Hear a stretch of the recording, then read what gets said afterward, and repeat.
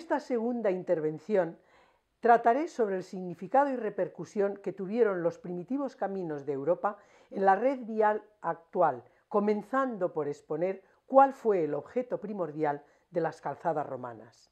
La finalidad de las calzadas romanas era doble. Por un lado la económica y de otro la rentabilidad política, siendo prioritaria la segunda, lo que explica su trazado ahorrando curvas con pendientes más accesibles a la marcha del legionario que a los vehículos. La Vía Augusta era una obra colosal que iba desde Gades, la actual Cádiz, a Roma, un recorrido de casi 3.000 kilómetros señalados con miliarios, pequeñas urbes, grandes mansiones y diversos signos que justificaban la grandiosidad del vasto imperio. Era el enlace perfecto entre Hispania y la capital del imperio, mientras que las vías trazadas en el interior de la península mantenían una perfecta conexión entre las diversas provincias que gozaban de unidad administrativa y económica, sirviendo a las mismas y ejerciendo variedad de funciones. El sistema defensivo del Imperio Romano se basaba en una red de vías y en otras líneas interiores de comunicación como eran los ríos y su desembocadura en el mar. Las tropas eran transportadas a lo largo de las fronteras para ayudar y proteger a cualquier punto que se encontrara en peligro. La red principal de calzadas romanas llegó a tener 19.000 kilómetros. Construyeron puentes utilizando grandes bloques de piedra que han estado en servicio durante más de 1.500 años, a pesar de que no se ha llevado a cabo en ellos ninguna obra de mantenimiento.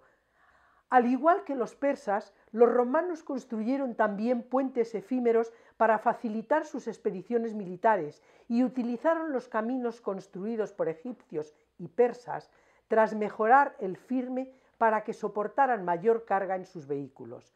La red completa de calzadas llegó a alcanzar los 300.000 kilómetros, desde el norte de Europa hasta África y desde Asia Menor hasta el sur de Hispania.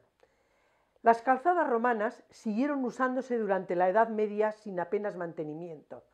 De esta forma se pudo salvar en parte la notable carencia de inversiones en vías de comunicación terrestre que caracterizó a esta época, ya que en la Edad Media las calzadas fueron poco atendidas y los puentes considerados como puntos estratégicos para la defensa de las ciudades levantadas junto a los ríos y en gran parte amuralladas. Es de comprender que para poder acceder a la ciudad o villa se pagara un impuesto conocido con el nombre de pontazgo. En Francia, en el siglo VII, no había más carreteras que las romanas conservadas en pésimas condiciones. Carlomagno tuvo que reparar alguna de estas calzadas romanas antes de acometer sus conocidas empresas bélicas, y siglos más tarde las calzadas romanas de Francia y de otras antiguas provincias del Imperio Romano quedaron totalmente arruinadas. Durante la Edad Media, los nobles franceses se desplazaban de un punto a otro a caballo y los escasos intercambios comerciales se hacían por sendas y con mulas.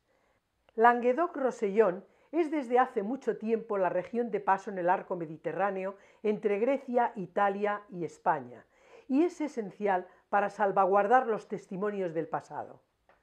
La vía Domitila, primera vía romana de las Galias, atraviesa Languedoc-Rosellón desde el Ródano a los Pirineos.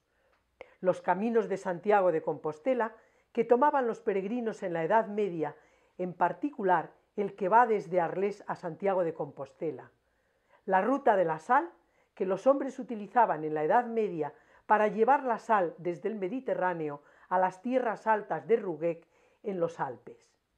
El canal du Midi, declarado Patrimonio Mundial por la UNESCO, construido en el siglo XVII por Paul Riquet para comunicar el Mediterráneo y el Atlántico. Los caminos de la seda en la región de Cévennes, los itinerarios barrocos marcados por las iglesias barrocas de Rosellón, y ya en el siglo XV las vías terrestres quedaron un tanto relegadas por el auge de las rutas marítimas y el fuerte desarrollo que tuvieron los canales para los países europeos hasta la aparición del ferrocarril a finales del siglo XIX. Otros caminos en España son las llamadas cañadas reales, caminos de una anchura de 90 varas castellanas equivalentes a unos 83 centímetros y medio, y otras menores, conocidas con el nombre de veredas y cordeles, que constituyeron las vías pecuarias, unas antiguas rutas que cruzaban la meseta castellana y que permitían el paso de ganados trashumantes para pastar en verano en las montañas del norte y tomar sus pastos de invierno en los cálidos valles del sur y oeste del país. Toda esta red de vías pecuarias estaban dotadas de abrevaderos para beber el ganado y descansaderos para los animales y pastores, además de las majadas, que eran lugares donde los pastores encontraban cobijo y el ganado pasaba la noche recogido. Las vías pecuarias han representado durante siglos, tanto para la economía del país como para sus comunicaciones, un soporte económico y cultural muy importante. Prácticamente eran las autopistas de la época. El comercio del vellón era de tal magnitud que en 1462 se prohibió la exportación de más de las 2/3 partes de la lana esquilada cada año. A través de sus trazados circulaban por toda la península tanto el ganado como las costumbres y tradiciones de los pueblos. Las vías pecuarias se establecieron como tales durante la Edad Media y es muy probable que se generasen sobre rutas que ya existían desde épocas prehistóricas, al existir datos de que posiblemente la trashumancia comenzó hace unos 15.000 años en la era del Paleolítico.